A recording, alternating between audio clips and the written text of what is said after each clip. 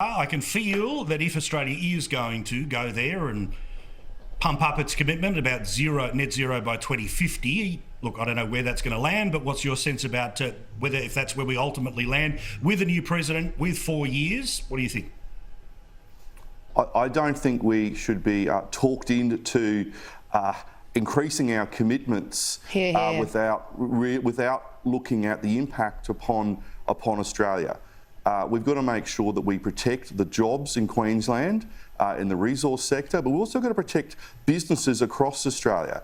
And the thing about what China, and I'm not jumping on the bashing the China bandwagon, but China, will we trust the information that comes out of that country? Because they don't have free media, so we really believe the statistics based on what happened with coronavirus.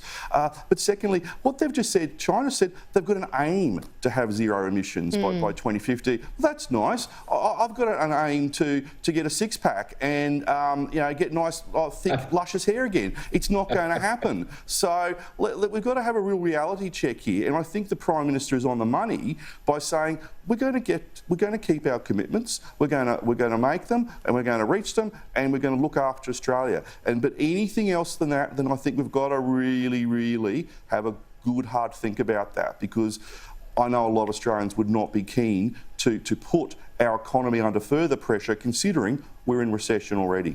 Last week we had the Queensland election where so many people voted for the government because they were going to save your life, but the government also promised that they were going to give you the right to end your life with euthanasia laws. It would be the third state in the country that would get that onto the books. You know I support it, but I must say the paradox is rather interesting to me, Senator. We're literally on Saturday, please vote for me because I'll save your life, and when Parliament comes back, we'll work out if you want to, you can end it. Yeah, it was beyond parody what Labor were doing, in terms of actually saying those exact things. Vote for the Premier, she's kept you safe. But look at the bottom of the how to vote card, and it's got, oh, by the way, we're going to bring in euthanasia, so you can go and kill yourself. Euthanasia is a very serious issue.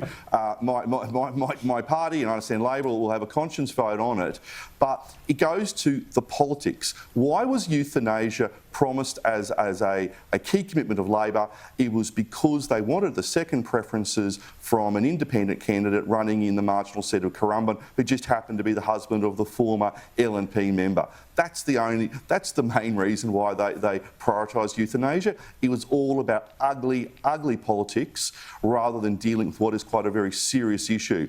And the one thing we haven't seen since the election last Saturday, we haven't seen the Premier do a press conference with the Chief Health Officer or the Police Commissioner or the Chief Nurse, because guess what? They won the election, so they don't need to try around scare people because, they won the election. But, that and the hard-fought border will be gone in December. Absolutely gone in December.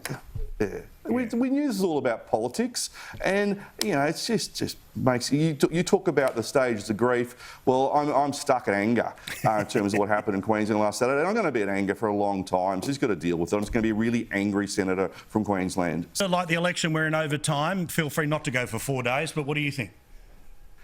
Nikki Haley or a governor we've never heard of from a very small state, because who would have heard of Bill Clinton back in 1988 and 4 years before he beat Bush Senior? So it's someone we've probably never heard of.